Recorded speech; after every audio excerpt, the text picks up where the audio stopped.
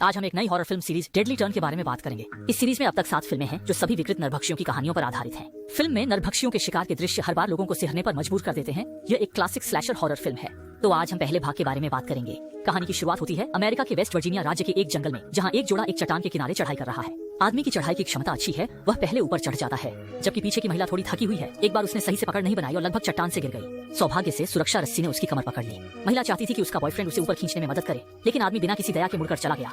वह चारों ओर का पता लगाने के लिए तैयार हो गया।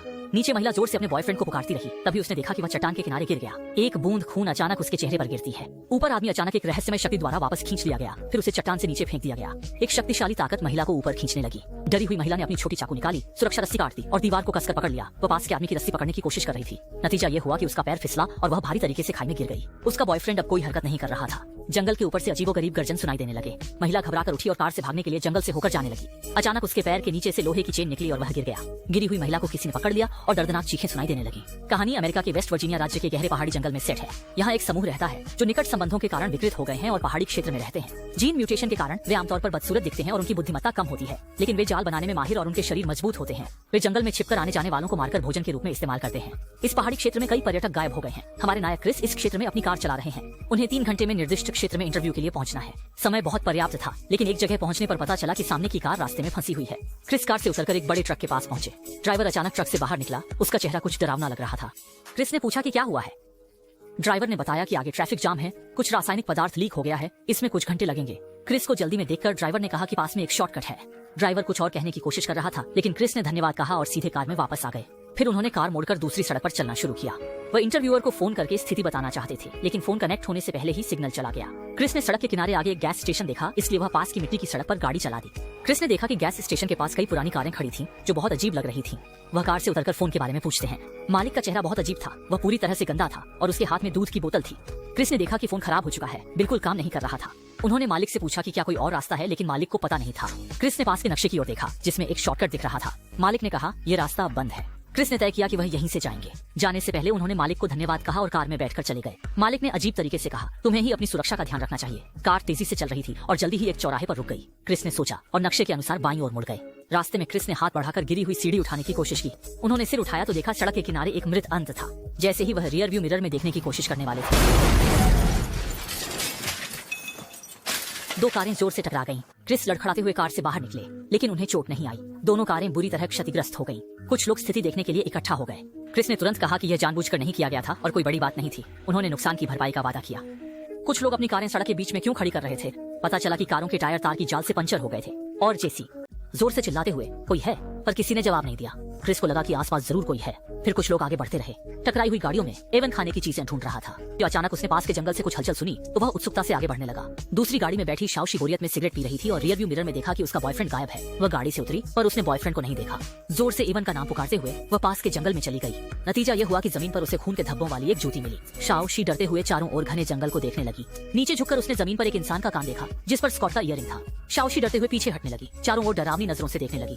अचानक किसी ने पीछे से उसके मुंह पर तार लपेट दिया। तेज धार वाले चाकू ने उसके मुंह को काट दिया और खून बहने लगा। स्कॉट सड़क पर धीरे धीरे चलते हुए शादी की बातें कर रहा था। उसने जब मुड़कर देखा तो पाया कि उसकी गर्लफ्रेंड काली अचानक गायब हो गई थी। वह चिंतित होकर चारों ओर ढूंढने लगा। अचानक काली स्कॉट के पीछे से कूद कर आई। वह खुशी से जोर से हंसा। ये सिर्फ मजाक था। स्कॉट ने जोर से उसे ऐसा न करने की चेतावनी दी। क्रिस और जेसी सड़क के अंत तक पहुंचे और देखा कि रास्ता बंद है। रेलिंग के नीचे एक खड़ी चट्टान थी। चारों के पास कोई उपाय नहीं था। वे दूसरी राह ढूंढने लगे। घने जंगल में हर जगह चलते हुए उन्होंने जल्दी ही जंगल में एक झोपड़ी खोज ली।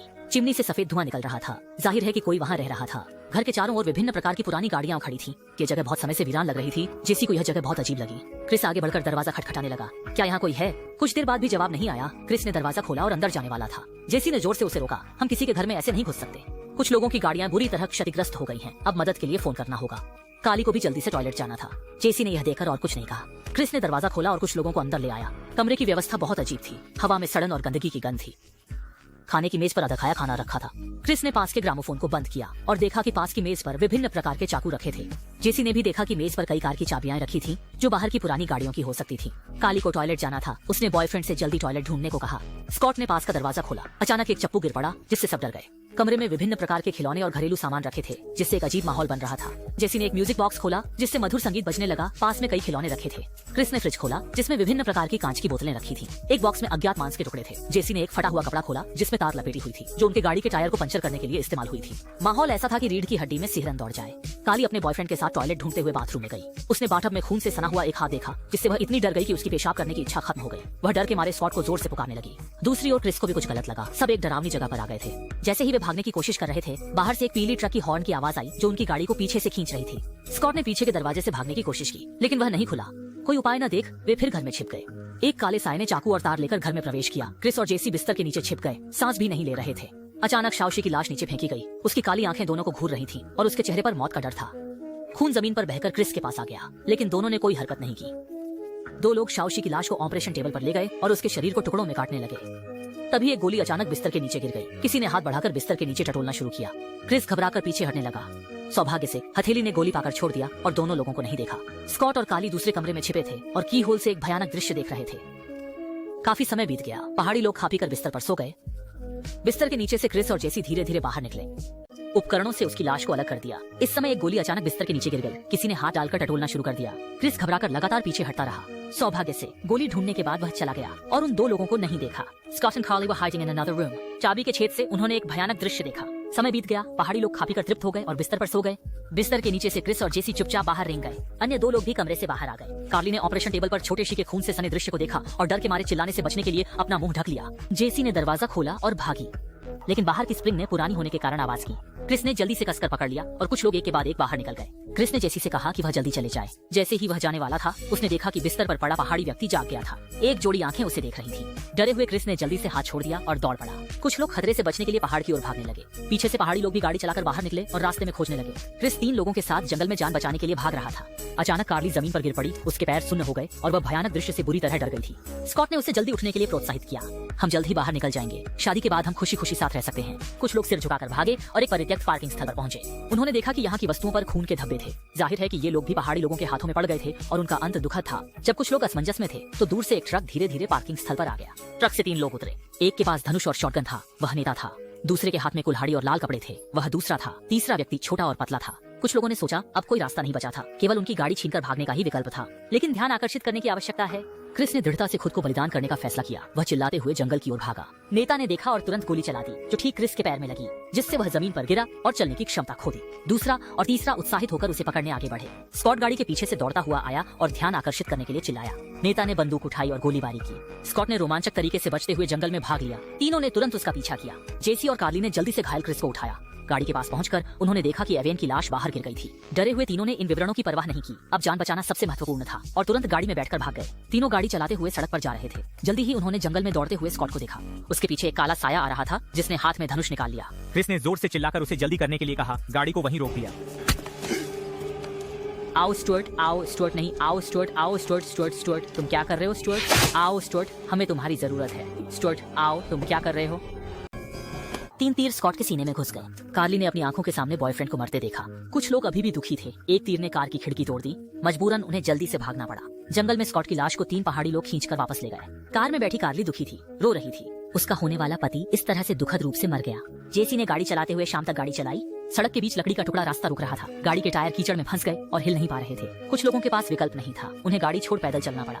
इस समय कार्ली हिलना नहीं चाहती थी, वह अभी भी दुख में डूबी थी। जेसी ने समझाया, स्कॉट का बलिदान व्यर्थ न जाने दो, हमें भागना होगा ताकि इन लोगों को सजा मिल सके। कमजोर इच्छा शक्ति वाली कार्ली ने तीनों की चाल धीमी कर दी, जिससे पीछे के पहाड़ी लोगों को समय मिल गया। तीनों घने जंगल में घुस गए। जंगल में लोगों ने कई जाल बिछाए हैं। कुछ लोग अभी भी बहुत खतरनाक स्थिति में हैं।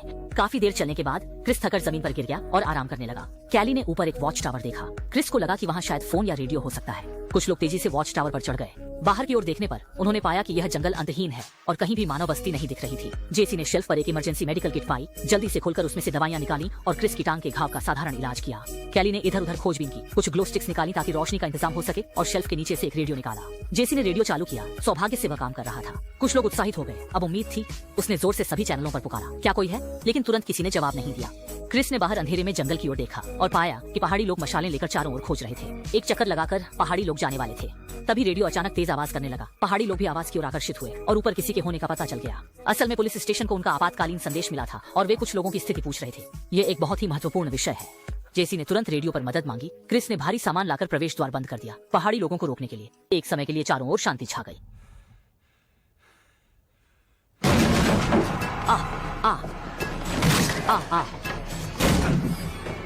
कुछ लोगों ने अस्थायी रूप से पहाड़ी लोगों को पीछे हटा दिया। नीचे अब हरकत नहीं हो रही थी, लेकिन जल्द ही उन्होंने देखा कि चारों ओर धुआं उठने लगा, आग जलने लगी। पहाड़ी लोग कुछ को जलाकर मारने की कोशिश कर रहे थे। कैली ने खिड़की तोड़ी और कूदने की कोशिश करने लगी। वह जलकर मरने से बेहतर गिरकर मरना चाहती थी। इस समय क्रिस ने नीचे देखा और एक विचार आया। जंगल में पेड़ की शाखाएं बहुत नीचे नहीं थी, जलने से बचने के लिए उन्हें नीचे से जाना होगा। क्रिस पहले कूद गया, घनी शाखाओं पर गिरा और खुद को स्थिर कर लिया और उसे कोई गंभीर चोट नहीं आई। बाकी दो लोगों ने भी हिम्मत जुटाई और कूद गए। सौभाग्य से डर के बावजूद कोई नुकसान नहीं हुआ और वे सभी सुरक्षित शाखाओं पर गिर गए। कुछ लोगों ने सोचा कि नीचे के लोग उन्हें नहीं देख पाएंगे, लेकिन अचानक एक तीर उनके पास आकर गिरा। नीचे से छोटा कद वाला तीसरा भाई ऊपर चढ़ने लगा। क्रिस और जेसी शाखाओं के साथ चुपचाप आगे बढ़ने लगे। डरी हुई कैली भी धीरे धीरे आगे बढ़ने लगी। नीचे से कभी कभी तीर आते रहे, जिससे वह डरकर वापस चली जाती। इस समय तीसरे भाई पहले ही पेड़ की चोटी पर चढ़ चुके थे। धीरे धीरे खड़े होकर कैली के पीछे आ गए और एक कुल्हाड़ी से उसके आधे सिर को पेड़ पर ठोक दिया, जबकि बाकी शरीर नीचे गिर गया। डरी हुई जेसी को क्रिस ने कसकर मुंह बंद कर दिया। दोनों ने कोई आवाज नहीं निकाली और जल्दी से शाखाओं के साथ भागने लगे। इस समय क्रिस को एक उपाय सूझा। उसने एक मुड़ी हुई शाखा कसकर पकड़ ली और इंतजार करने लगा कि पीछे से आने वाला पहाड़ी आदमी कब आएगा ताकि उसे गिरा सके। जेसी उछलकर चिल्लाने लगी ताकि ऊपर चढ़ रहे तीसरे भाई का ध्यान आकर्षित कर सके। अंधेरे में एक छाया उसकी ओर बढ़ने लगी। जेसी ने सफलतापूर्वक अपने तीसरे छोटे भाई का ध्यान आकर्षित किया, लेकिन जब उसने मुड़कर देखा तो छाया गायब हो गई।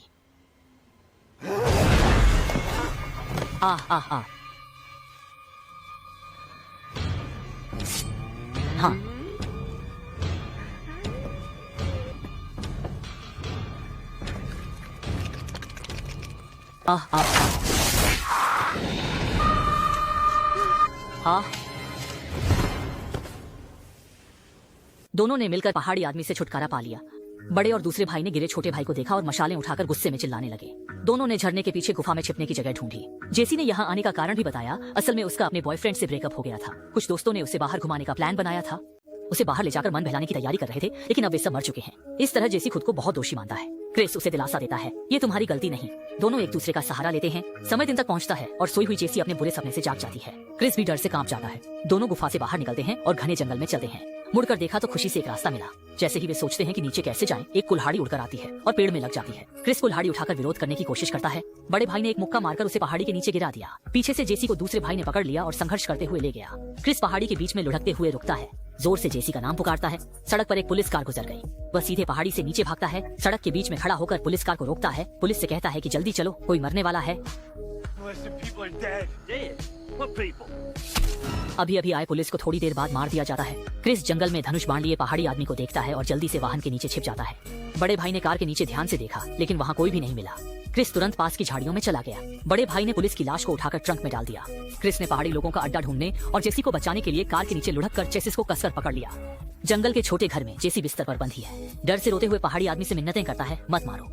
जैसे ही दूसरा भाई हमला करने वाला होता है, बाहर पुलिस कार में बड़ा भाई लौट आता है। ट्रंक से लाश को खींचकर बाहर निकालता है। दोनों मिलकर लाश को टेबल पर रखते हैं। क्रिस मौके का फायदा उठाकर कार के नीचे से निकलता है और घर के अंदर जेसी की चीखें सुनता है। बड़े भाई ने चाकू से पुलिस की लाश संभाली और दूसरे भाई से कहा कि वह बिस्तर पर पड़े जेसी को मार दे। तेज चाकू जेसी की गर्दन काटने ही वाला था कि अचानक दरवाजे पर आग की लपटें उठती हैं। फिर एक कार सीधे दूसरे भाई को टक्कर मारकर अंदर घुस जाती है। क्रिस नीचे उतरकर बड़े भाई पर जलता हुआ बम फेंकता है। पूरा कमरा आग में घिर जाता है। पहाड़ी आदमी की पीठ भी जल जाती है। क्रिस लोहे की छड़ लेकर अपने बड़े भाई से जोर जोर से लड़ता है और अंत में उस छड़ को उसकी छाती में घोंप देता है। फिर जेसी के हाथों की तारें खोलने की कोशिश करता है, लेकिन बड़ा भाई मरा नहीं था। फिर से उठ खड़ा होता है। क्रिस को पकड़कर उसे दूर फेंक देता है और कुल्हाड़ी लेकर उस पर लगातार हमला करता है। एक तीव्र लड़ाई के बाद क्रिस का गला पकड़कर उसे उठा लिया गया। ऐसा लग रहा था कि वह मरने वाला है। पीछे से जेसी ने देखा और पूरी ताकत से रस्सी खोलकर पास के धनुष बाण को उठाया।